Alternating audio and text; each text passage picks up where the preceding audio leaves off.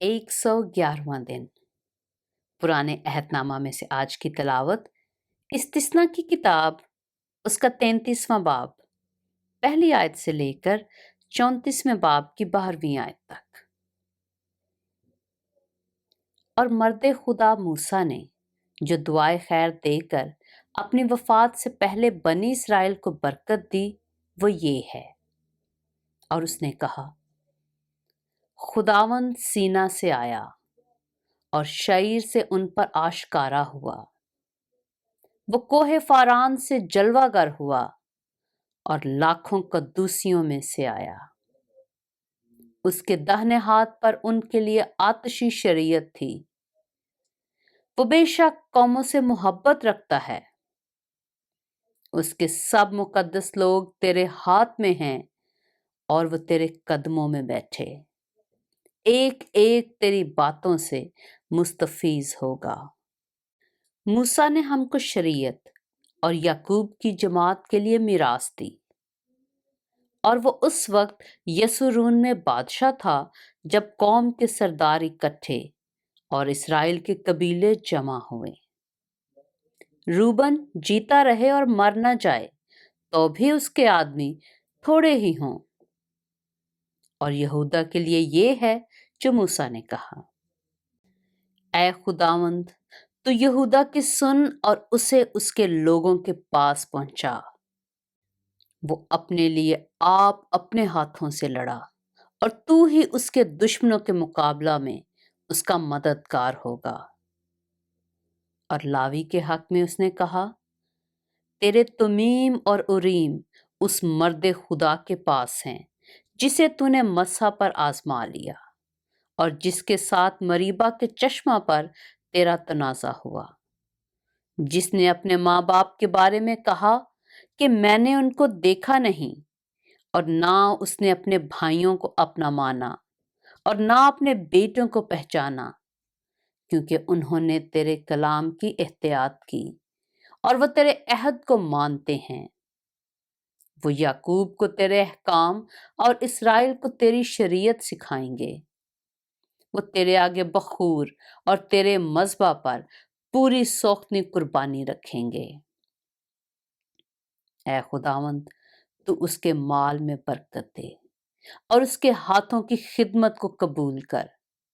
जो उसके खिलाफ उठे उनकी कमर तोड़ दे, और उनकी कमर भी जिनको उससे अदावत है, ताकि वो फिर ना उठें। और बिन्यामीन के हक में उसने कहा, खुदावंद का प्यारा सलामती के साथ उसके पास रहेगा। वो सारे दिन उसे ढांके रहता है और वो उसके कंधों के बीच सुकूनत करता है।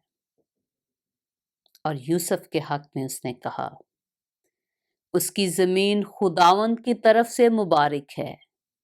आसमान की बेशकीमत अशिया और शबनम और वो गहरा पानी जो नीचे है, और सूरज के पकाए हुए बेशबहा फल और चांद की उगाई हुई बेशकीमत चीजें और कदीम पहाड़ों की बेशकीमत चीजें और अब्दी पहाड़ों की बेशकीमत चीजें और जमीन और उसकी मामूरी की बेशकीमत चीजें और उसकी खुशनुदी जो झाड़ी में रहता था, इन सब के एतबार से यूसुफ के सर पर, यानी उसी के सर के चांद पर जो अपने भाइयों से जुदा रहा, बरकत नाजिल हुई। उसके बैल के पहलौठे की सी उसकी शौकत है और उसके सींग जंगली सांड के से हैं। उन्हीं से वो सब कौमों को, बल्कि जमीन की इंतहा के लोगों को धकेलेगा। वो इफ्राइम के लाखों लाख और मनस्सी के हजारों हजार हैं। और जबूलून के बारे में उसने कहा, ऐ जबूलून, तू अपने बाहर जाते वक्त, और ऐ इश्कार, तू अपने खैमों में खुश रह।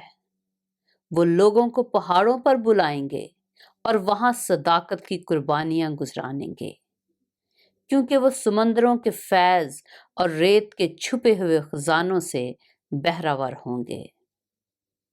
और जद के हक में उसने कहा, جو کوئی جد کو بڑھائے وہ مبارک ہو، وہ شیرنی کی طرح رہتا ہے اور بازو بلکہ سر کے چاند تک کو پھاڑ ڈالتا ہے۔ اور اس نے پہلے حصہ کو اپنے لیے چن لیا، کیونکہ شرع دینے والے کا بکرا وہاں الگ کیا ہوا تھا۔ اور اس نے لوگوں کے سرداروں کے ساتھ آ کر خداوند کے انصاف کو اور اس کے احکام کو جو اسرائیل کے لیے تھے پورا کیا۔ اور دان کے حق میں اس نے کہا، دان اس شیر ببر کا بچہ ہے جو بسن سے کود کر آتا ہے۔ اور نفتالی کے حق میں اس نے کہا، اے نفتالی جو لطف و کرم سے آسودہ اور خداوند کی برکت سے معمور ہے، تو مغرب اور جنوب کا مالک ہو۔ اور آشر کے حق میں اس نے کہا، آشر آس اولاد سے مالا مال ہو، وہ اپنے بھائیوں کا مقبول ہو اور اپنا پاؤں تیل میں ڈبوئے۔ تیرے بینڈے لوہے اور پیتل کے ہوں گے، اور جیسے تیرے دن ویسی ہی تیری قوت ہو۔ اے یسرون، خدا کی مانند اور کوئی نہیں جو تیری مدد کے لیے آسمان پر اور اپنے جاہ و جلال میں افلاک پر سوار ہے۔ ابدی خدا تیری سکونت گاہ ہے اور نیچے دائمی بازو ہیں۔ اس نے غنیم کو تیرے سامنے سے نکال دیا اور کہا، ان کو ہلاک کر دے۔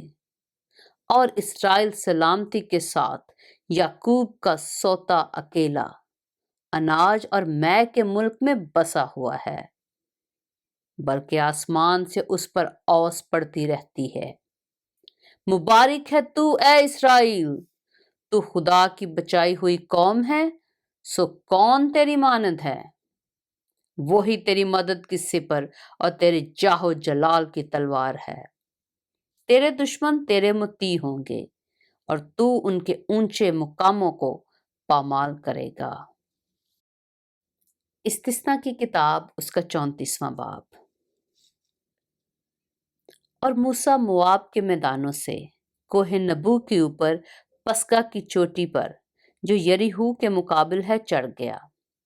اور خداوند نے جلاد کا سارا ملک دان تک اور نفتالی کا سارا ملک اور افرائیم اور منسی کا ملک اور یہودا کا سارا ملک پچھلے سمندر تک اور جنوب کا ملک اور وادی یریحو جو خرموں کا شہر ہے، اس کی وادی کا میدان صغر تک اس کو دکھایا۔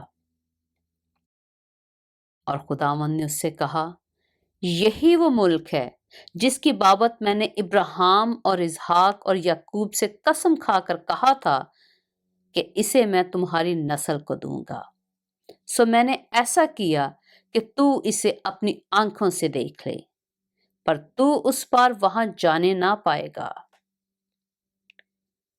پس خداوند کے بندہ موسیٰ نے خداوند کے کہے کے موافق وہیں مواب کے ملک میں وفات پائی، اور اس نے اسے مواب کی ایک وادی میں بیت فگور کے مقابل دفن کیا، پر آج تک کسی آدمی کو اس کی قبر معلوم نہیں۔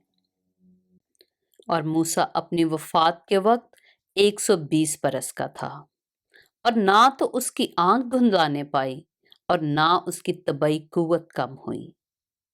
اور بنی اسرائیل موسیٰ کے لیے مواب کے میدانوں میں 30 دن تک روتے رہے۔ پھر موسیٰ کے لیے ماتم کرنے اور رونے پیٹنے کے دن ختم ہوئے۔ اور نون کا بیٹا یشوع دانائی کی روح سے معمور تھا، کیونکہ موسیٰ نے اپنے ہاتھ اس پر رکھے تھے، اور بنی اسرائیل اس کی بات مانتے رہے، اور جیسا خداوند نے موسیٰ کو حکم دیا تھا انہوں نے ویسا ہی کیا۔ اور اس وقت سے اب تک بنی اسرائیل میں کوئی نبی موسیٰ کی مانند جس سے خدا نے روبرو باتیں کی نہیں اٹھا۔ اور اس کو خداوند نے ملک مصر میں فرعون اور اس کے سب خادموں اور اس کے سارے ملک کے سامنے سب نشانوں اور عجیب کاموں کے دکھانے کو بھیجا تھا۔ یوں موسیٰ نے سب اسرائیلیوں کے سامنے زور آور ہاتھ اور بڑی ہیبت کے کام کر دکھائے۔ پاک کلام کے پڑھے اور سنے جانے پر خداوند کی برکت ہو۔